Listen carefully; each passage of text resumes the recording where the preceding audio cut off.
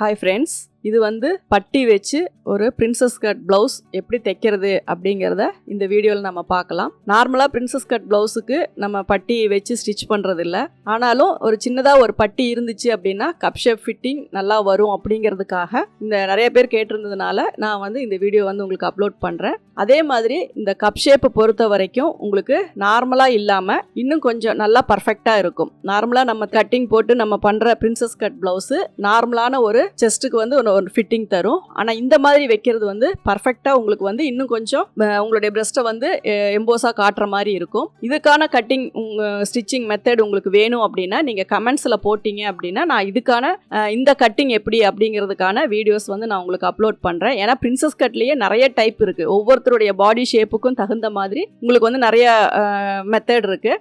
அதே மாதிரி இந்த வீடியோவை பாருங்கள். இதில் எப்படி நான் இந்த பட்டி வச்சு தைக்கிறேன் அப்படிங்கிறத நான் உங்களுக்கு வந்து இந்த வீடியோஸில் அப்லோட் பண்ணுறேன். நம்ம சேனலை சப்ஸ்கிரைப் பண்ணாதவங்க சப்ஸ்கிரைப் பண்ணிக்கோங்க. பக்கத்தில் இருக்க பெல் சிம்பிளை ப்ரெஸ் பண்ணிக்கிட்டீங்க அப்படின்னா உங்களுக்கு வீடியோஸ் போடும்போது எல்லாமே நோட்டிஃபிகேஷன் வரும். எந்த ஒரு வீடியோஸுமே நீங்கள் மிஸ் பண்ணாமல் பார்க்கலாம். லைக் பண்ணுங்கள், ஷேர் பண்ணுங்கள். உங்களுக்கு எந்த ஒரு டவுட்ஸ் இருந்தாலுமே நீங்கள் கமெண்ட்ஸில் சொல்லுங்கள். நான் உங்களுக்கு வந்து அதுக்கு ஆன்சர் பண்ணுறேன். இப்போது நார்மலாக ஒரு பிரின்சஸ் கட் ப்ளவுஸு நம்ம வந்து பேடு வச்சு எப்படி தைப்போம் அப்படிங்கிறது வந்து உங்களுக்கு தெரியும். நிறைய வீடியோஸ் நம்மளதுலேயே இருக்குது. அதே மெத்தடில் தான் வந்து நான் இப்போ வந்து ஸ்டிச் பண்ணுறேன். அந்த சென்டர் போர்ஷன் தெரியணும் அப்படிங்கறதுக்காக தான் ஒரு நாட்ச் போட்டிருக்கேன். அந்த நாட்ச் வந்து எல்லாமே ஈவனா ஜாயின் பண்ணணும் அப்படிங்கிறதுக்காக தான். இது பேடு வைக்கிறனால நம்ம லைனிங் கிளாத்தை தனியாகவும் மெயின் கிளாத்தை தனியாகவும் நம்ம அட்டாச் பண்ண போகிறோம். ஏன்னா அப்போதான் சென்டரில் உங்களுக்கு பேடு வந்து வெளியே தெரியாமல் உள்ளே போகும். அதனால் நம்ம எப்பவுமே பேடு வைக்கும்போது மட்டும் மேல் துணி தனியாகவும் உள் துணி தனியாகவும் நம்ம வந்து ஜாயின் பண்ணிக்குவோம். அதே மெத்தடில் தான் இதையும் நான் ஜாயின் பண்ணுறேன். உங்களுக்கு ரொம்ப டிரான்ஸ்பரண்டாக இருக்குது அப்படின்னா ஓவர்லாக் எதுவும் போட தேவையில்லை. ஏன்னா அந்த ஒயிட் லைன் வந்து மேலே தெரியும். இல்லை சேம் கலர் த்ரெட்ல ஓவர்லாக் போட்டுக்கிட்டாலும் உங்களுக்கு ஃபினிஷிங் நல்லா இருக்கும். ஆனாலும் அது உள்ள போகிற போர்ஷன் தான். அதனால நீங்கள் மேல் கிளாத்தை தனியாக ஜாயின் பண்ணிக்கோங்க. அதே மாதிரி உள் கிளாத்தை தனியாக ஜாயின் பண்ணிக்கோங்க. ரெண்டுக்குமே அந்த ஜாயிண்ட் வந்து ஈவனாக இருக்கணும். அது ரொம்ப முக்கியம். ஏன்னா மறுபடியும் நம்ம அதை வச்சு தையல் போடும்போது அதனுடைய அளவுகள் வந்து மாறக்கூடாது. இப்போ இதுலேயுமே வந்து கரெக்டாக அந்த சென்டர் நாட்சை மேட்ச் பண்ணி நீங்கள் அதில் ஜாயின் போட்டுக்கோங்க. உங்களுக்கு வந்து இதில் பேக் ஓப்பன் ஃப்ரண்ட் ஓப்பன் எல்லாமே வந்து இதில் நீங்கள் ஸ்டிச் பண்ணிக்கலாம். அது வந்து உங்களுக்கு கப் ஷேப் வந்து நல்லா பர்ஃபெக்டாக வேணும், நல்லா தூக்குன மாதிரி தெரியணும். ஏன்னா ஒவ்வொருத்தருக்கு பிரின்சஸ் கட் வந்து ரொம்ப ஃப்ளாட்டாக போயிடுது, அது போடுறது வந்து ரொம்ப இதாக இருக்குது அப்படிங்கிறவங்களுக்கு எல்லாமே இந்த மாதிரி கட்டிங் வந்து நீங்கள் போட்டுக்கிட்டீங்க அப்படின்னா உங்களுக்கு கப் ஷேப் கொஞ்சம் நல்லா பர்ஃபெக்டாக இருக்கும். இதை வந்து உங்களுக்கு வீடியோஸ் வேணும் அப்படின்னா கம்பல்சரி நீங்கள் கமெண்ட்ஸில் போடுங்க. உங்களுடைய கமெண்ட்ஸை பொறுத்து நான் அதுக்கு உங்களுக்கு வந்து நான் அதுக்கான வீடியோஸ் வந்து செப்பரேட்டாக, அதாவது பிரின்சஸ் கட்லேயே என்னென்ன டைப் இருக்குது, அதை எப்படி வந்து நம்ம கட் பண்ணுறோம் அப்படிங்கிறத நான் டீட்டெயிலாக உங்களுக்கு நான் வீடியோ போடுறேன். இது எல்லாமே நார்மலாக நீங்கள் பிரின்சஸ் கட் ப்ளவுஸ் எப்படி தைக்கிறீங்களோ அது வரைக்கும் எல்லாமே நம்ம தைச்சாச்சு. இப்போ இதில் வந்து ரைட் லெஃப்ட் வந்து நீங்கள் என்ன பண்ணணும்னா லைனிங்க்கு வந்து அந்த ராங் சைடு, அதாவது பிசுறு ஜாயிண்ட் மேலே தெரிகிற மாதிரி வச்சுக்கோங்க. மேலே இருக்க மெயின் கிளாத்துக்கு பிசுறு வந்து உள்பக்கம் போகிற மாதிரி வச்சுக்கோங்க. அப்படி வச்சாதான் உங்களுக்கு ரெண்டு சைடுமே ஃபினிஷிங் வரும். ஏன்னா நீங்கள் மாற்றி வச்சிட்டீங்க அப்படின்னா இந்த ஜாயிண்ட் வந்து உங்களுக்கு வெளிப்பக்கமாக போயிடும். அதனால் அதை மெயினாக நீங்கள் பார்த்துக்கோங்க. தையல் எப்போவுமே அவுட்டரில் தள்ளி விட்டு நீங்கள் தையல் போடுங்க. அப்போதான் வந்து அது கொஞ்சம் பிசுறு இல்லாமல் நல்லா ஃபினிஷிங் நல்லா வரும். உங்களுக்கு மெட்டீரியலை பொறுத்து பர்ஃபெக்டாக வரும். இப்போ நான் யூஸ் பண்ணுற மெட்டீரியல் வந்து கொஞ்சம் ரொம்ப ஒரு மாதிரி மெலிசான மெட்டீரியல் தான், அவ்வளோ பர்ஃபெக்ட் இல்லை. இருந்தாலும் இதில் நான் உங்களுக்கு ஸ்டிச் பண்ணுறேன். ஏன்னா நீங்கள் நார்மலான சில்க் காட்டனாக இருக்கட்டும், சாரீ ப்ளவுஸாக இருக்கட்டும், எது ஸ்டிச் பண்ணிங்கனாலுமே ஓரளவுக்கு நல்லாவே உங்களுக்கு ஃபினிஷிங் வரும். மேட்சிங் த்ரெட் வந்து கரெக்டாக போட்டுக்கோங்க. இப்போ பார்த்தீங்க அப்படின்னா கீழே இருக்கிற அந்த ராங் சைடு பிசுறு வந்து மேல் பக்கம் வர மாதிரியும் மேலே இருக்க கிளாத்துக்கு உள்பக்கம் போகிற மாதிரியும் நான் பிளேஸ் பண்ணியிருக்கேன். ரைட்டு லெஃப்ட் ரெண்டுமே மாறாமல் கரெக்டாக பிளேஸ் பண்ணிக்கோங்க.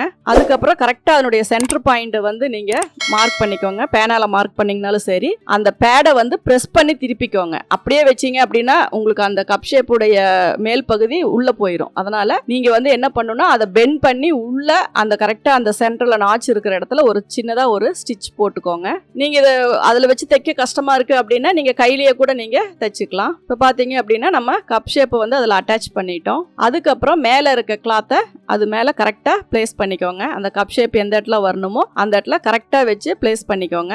அதே மாதிரி அந்த ஜாயிண்ட் பார்த்தீங்க அப்படின்னா உங்களுக்கு கரெக்டாக ஈவனாக வச்சு தையல் போட்டுக்கோங்க. மேல் பக்கம் ஜாயிண்டும் அப்படி தான், கீழ் பக்கம் ஜாயிண்டும் அப்படி தான். அப்போ வந்து உங்களுக்கு அந்த கப் ஷேப் வந்து உங்களுக்கு நகராமல் கரெக்டாக அந்த இடம் வந்து ஃபிட்டிங் வந்து உங்களுக்கு கரெக்டாக வரும். ஏற்கனவே போட்டிருக்க தையல் மேலே ஒரு தையல் போட்டிங்கன்னா கூட போதும். இப்போ அந்த பிசுரெல்லாம் அந்த பக்கம் கரெக்டாக தள்ளி விட்டுக்கோங்க. அதுக்கப்புறம் ஆம்ஹோல் கிட்ட நீங்கள் பிடிச்சிருக்க அந்த தையல் மேலே கரெக்டாக வச்சு அதுலேயும் ஒரு தையல் போட்டுக்கோங்க. பண்ணிக்கோங்க. ஒரு சில மெட்டீரியலுக்கு இந்த தையல் வந்து செட் ஆகாது. அந்த மாதிரி இருக்கவங்களுக்கு நீங்க அந்த தையல் போட வேண்டாம். ஏன்னா கரெக்டான ஃபினிஷிங் வந்து நீங்க நல்லா சுருக்கமெல்லாம் இல்லாம கரெக்டா வச்சிருந்தீங்க அப்படின்னா இந்த தையல் போடும்போது உங்களுக்கு பர்ஃபெக்டா இருக்கும். சப்போஸ் கொஞ்சமாவது நகர்ந்து இருந்துச்சு அப்படின்னா உங்களுக்கு என்ன ஆகும்னா அந்த லூஸ் விழும் துணி. அதனால மேக்சிமம் அந்த லூஸ் எதுவும் வராத அளவுக்கு கரெக்டா வச்சு, இல்ல ஏதோ ஒரு பக்கம் போட்டுக்கிட்டீங்கன்னா கூட போதும். ஒன்னு கீழ் பக்கம் மட்டும் போட்டுக்கிட்டீங்கன்னா கூட உங்களுக்கு வந்து அது நகராம ஃபிட்டிங் கரெக்டா இருக்கும். இப்போ பாத்தீங்க அப்படின்னா வச்சு நம்ம பிளேஸ் பண்ணி அதை குண்டூசி போட்டுக்கிட்டு அவுட்டர்ல வந்து நம்ம தையல் போட்டுக்கலாம்.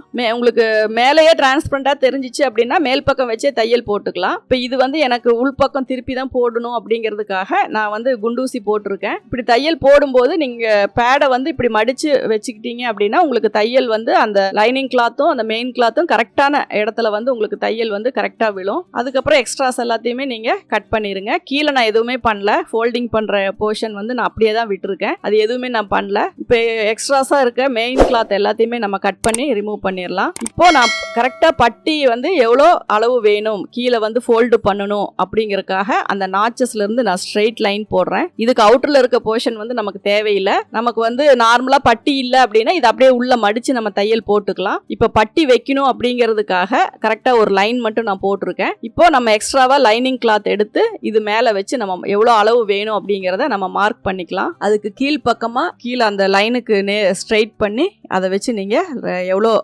நீளம் வேணுமோ அந்த அளவுக்கு வந்து நீங்க அந்த லைன் போட்டுக்கோங்க. இப்போ சைடில் இருக்கிறது எல்லாத்தையுமே நம்ம கட் பண்ணிடலாம். எவ்வளோ அளவு நமக்கு பட்டி வேணுமோ. பட்டி வந்து நல்ல உயரமா வேணுமா இல்ல கீழே மட்டும் இருந்தா போதுமா அப்படிங்கிறது உங்களுடைய விருப்பம். அதுக்கு எந்த ஷேப்ல வேணும் அப்படிங்கறத பொறுத்து நீங்க வந்து அதுக்கு தகுந்த மாதிரி நீங்க லைன் போட்டுக்கலாம். இப்போ இந்த ஷேப்ல நான் வந்து பட்டி வெட்டணும் அப்படின்னா அது கரெக்டா அதனுடைய ஃபர்ஸ்ட் வந்து பட்டியோட நீளத்தை நம்ம கரெக்ட் பண்ணிக்கலாம். அதுக்கப்புறம் உயரத்துக்கு ரெண்டு பக்கமும் மார்க் பண்ணிக்கோங்க.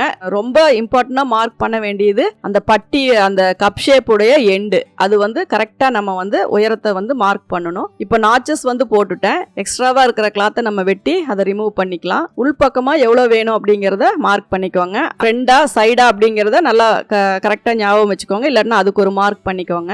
கொஞ்சம் உயரமா இருக்கிறது சைடும் கொஞ்சம் உயரம் கம்மியா இருக்கிறது ஃப்ரண்ட்டும் அந்த மாதிரி. இல்ல ரெண்டுமே ஈவனா வச்சுக்கலாம். இல்ல ஸ்ட்ரெயிட்டா வச்சுக்கலாம். எப்படி உங்களுக்கு கப் ஷேப்போ அதுக்கு தகுந்த மாதிரி நீங்க அந்த மார்க்கிங் அந்த சென்டர் மார்க்கிங் மறக்காம கரெக்டா பண்ணிக்கோங்க. இப்போ இந்த ஷேப்புக்கு நம்ம இதுல பட்டியை வந்து நம்ம கட் பண்ணிக்கலாம். உங்களுக்கு உயரமா வேணும் அப்படின்னாலும் உயரமா வச்சுக்கலாம். எப்படி வேணுமோ அதுக்கு தகுந்த மாதிரி. இப்போ ரெண்டு பீஸ் வந்து நான் இதுல எடுத்திருக்கேன். உங்களுக்கு இன்னும் திக்னஸ் வேணும் அப்படின்னா நீங்க 3 பீஸா கூட வச்சுக்கலாம். இந்த பட்டியை வந்து மெயின் கிளாத்ல நீங்க அடிச்சு திருப்பினீங்கன்னா மேல் பக்கமா வர்ற மாதிரி கூட வச்சுக்கலாம். இப்ப நான் லைனிங் யூஸ் பண்றனால அதை நான் உள்பக்கமா போற மாதிரியே நான் வச்சிருக்கேன். உங்களுக்கு எப்படி வேணுமோ அதாவது மெயின் கிளாத்ல வச்சு நீங்க மேல நம்ம நார்மல் பிளவுஸ்க்கு வர மாதிரி கூட யூஸ் பண்ணிக்கலாம். இப்ப இதுல வந்து மேல் பக்கம் வந்து நான் அடிச்சு திருப்புறேன். ஏன்னா அது வந்து உள்ள அந்த பிசுறு தெரியக்கூடாதுங்கிறதுக்காக பட்டி உயரத்தை விட ஒரு ஸ்டிச்சிங் அலவன்ஸுக்கு நீங்க இடம் விட்டு கட் பண்ணுங்க. ஒரு 1/4 இன்ச் மேல தள்ளி கட் பண்ணுங்க. கரெக்டா மார்க்கிங்ல வெட்டினீங்கன்னா பட்டியோட அளவு குறைஞ்சிரும். அதனால ஒரு 1/4 இன்ச் மேல தள்ளி நீங்க வந்து அதுல மார்க் பண்ணி கட் பண்ணீங்க அப்படின்னா உங்களுக்கு இந்த அடிச்சு திருப்புற கிளாத் வந்து உங்களுக்கு அதுல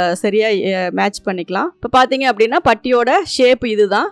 மெயின் கிளாத்தா இருந்தா கீழ்பக்கம் வச்சு மேல திருப்பிக்கலாம். இது லைனிங் கிளாத் அப்படிங்கறனால மேல் பக்கம் வச்சு நான் உள் பக்கமா திருப்பிக்கிறேன். இப்ப பாத்தீங்க அப்படின்னா எல்லா நாட்சஸ்மே மேட்ச் பண்ணி ஸ்ட்ரைட்டா ஒரு தையல் போட்டுக்கோங்க. நீங்க வந்து ஃப்ரண்ட் கம்பல்சரி ஒரு நாட்ச் போட்டுக்கோங்க. ஏன்னா உங்களுக்கு அந்த சைடு மாறிடக்கூடாது அப்படிங்கிறதுக்காக ஃப்ரண்ட் சைடு வந்து கம்பல்சரி ஒரு நாட்ச் ஒன்று போட்டுக்கோங்க. ஏன்னா பட்டியோட முன்பக்கம் எதுன்னு தெரியணும் அப்படிங்கறதுக்காக கண்டிப்பா ஒரு நாட்ச் எப்பவுமே பிளவுஸ்ல போடுவோம். அதே மெத்தடை இதுலயுமே நீங்க ஃபாலோ பண்ணிக்கோங்க. இப்போ இந்த பட்டியை அப்படியே உள்பக்கம் திருப்பி நம்ம வந்து தையல் போட்டுக்கலாம். எப்பவுமே அந்த இதை வந்து துணியை எதையுமே ரொம்ப இழுக்காம டோட்டலாவே தான் இழுக்கணும். ஒரு சிங்கிள் கிளாத் எல்லாம் இழுக்காம கரெக்டா வச்சு நீங்க தையல் போட்டுக்கோங்க. எப்படி தைக்கிறதுக்கு உங்களுக்கு சௌரியமா இருக்கோ அதே மாதிரி வச்சு தையல் போட்டுக்கோங்க. ஃப்ரண்ட்ல இருந்து தைக்க முடிஞ்சா அப்படி தைச்சுக்கோங்க. இதுதான் உங்களுக்கு ரொம்ப ஈஸியா இருக்கும். ஏன்னா அந்த பேடை மடிச்சு கொடுத்து தையல் போடுறதுக்கு உங்களுக்கு ஈஸியா இருக்கும். கரெக்டா அந்த இடம் வரும்போது பேட் மேல தையல் வராத அளவுக்கு உங்களுக்கு கரெக்டா நீங்க மேட்ச் பண்ணிக்கிட்டீங்க அப்படின்னா உங்களுக்கு வந்து நல்லா ஃபிட்டிங்கா இருக்கும். இவ்வளோ நெருக்கமா வைக்க வேண்டாம் அப்படின்னா கூட கொஞ்சம் தள்ளி கூட நீங்க அதை இறக்கி வச்சுக்கலாம். இப்போ பாத்தீங்க அப்படின்னா உள்ள நம்ம வந்து பட்டி வந்து அட்டாச் பண்ணியாச்சு. இதுவே உங்களுக்கு வந்து மெயின் கிளாத்ல மேல் பக்கம் பட்டி தெரியணும் அப்படின்னா கீழே வச்சு மேல் பக்கமா திருப்பிக்கிட்டீங்க அப்படின்னா உங்களுக்கு மெயின் கிளாத் அதுல தேவைப்படும். நீங்க மெயின் கிளாத் இல்ல துணி அவ்வளவுதான் இருக்கு அப்படின்னா இந்த மாதிரி மெத்தட் ஃபாலோ பண்ணுங்க. மெயின் கிளாத் நிறைய இருக்கு, பட்டிக்கெல்லாம் இனி துணி எக்ஸஸா இருக்கு. ஏன்னா பிரின்சஸ் கட் அப்படின்னாவே நமக்கு துணி கொஞ்சம் சேர்த்தி தான் தேவைப்படும். அப்போ வந்து நீங்க என்ன பண்ணணும் அப்படின்னா உள்பக்கமா திருப்பிக்கோங்க. துணி நிறைய இருக்கு அப்படின்னா மேல் பக்கமா திருப்பிக்கோங்க. அதுக்கு தகுந்த மாதிரி நீங்க பட்டியை ஃபினிஷ் பண்ணுங்க. ஏன்னா மேலே லைனிங் கிளாத் வந்துடக்கூடாது. அதனால நீங்கள் அதுக்கு தகுந்த மாதிரி பட்டியை வந்து நீங்கள் ரெடி பண்ணிக்கோங்க. இப்போ இது வந்து ஒரு டைமண்ட் நெக் வச்சிருக்கேன், நாட் வச்சிருக்கேன். நார்மலாக ஒரு ஷார்ட் ஸ்லீவ் தான். கப் ஷேப் வந்து நம்ம எக்ஸ்ட்ரா ஃபிட்டிங் வச்சு நம்ம பண்ணியிருக்கோம், பட்டி வச்சிருக்கோம். இது எல்லாமே பார்த்தீங்க அப்படின்னா ஒரு ட்ரெண்டியா ஒரு காலேஜ் ஸ்டூடெண்ட்ஸ் இந்த மாதிரி இருக்கவங்க எல்லாம் இந்த மாதிரி பிளவுஸ் தான் விரும்புவாங்க. ஏன்னா பெரியவங்க அப்படிங்கிறவங்க கூட அவங்க போட்டு பார்க்கணுங்கிற ஆசை இருக்கும். அதனால அவங்களும் ட்ரை பண்ணி பார்க்கலாம். அதிகமா சின்ன பொண்ணுங்க, காலேஜ் போற பொண்ணுங்க அப்படி எல்லாமே உங்களுக்கு ஒரு ஃபேன்சியா ஒரு ட்ரெஸ் போடணும் அப்படின்னா ஓரளவுக்கு அந்த பட்டி வச்சு ஷார்ப்பா இருக்கிறத அவங்க விரும்ப மாட்டாங்க. கப் ஷேப் வச்சா உங்களுக்கு அது மோல்டிங்கா இருக்கிற மாதிரி இருக்கும். சாரி சிங்கிள் ஃபிளீட் போடுறதுக்கு எல்லாமே உங்களுக்கு பார்க்கறதுக்கு ரொம்ப அழகா இருக்கும். அதனால இந்த மெத்தடை யூஸ் பண்ணி நீங்க ட்ரை பண்ணி பாருங்க. உங்களுக்கு எந்த ஒரு வீடியோஸ் வேணும் அப்படின்னு நீங்க நினைச்சாலும் நீங்க எனக்கு கமெண்ட்ஸ்ல சொல்லுங்க. எல்லா டவுட்ஸுக்குமே நான் வந்து உங்களுக்கு கிளியர் பண்றேன். Thank you viewers.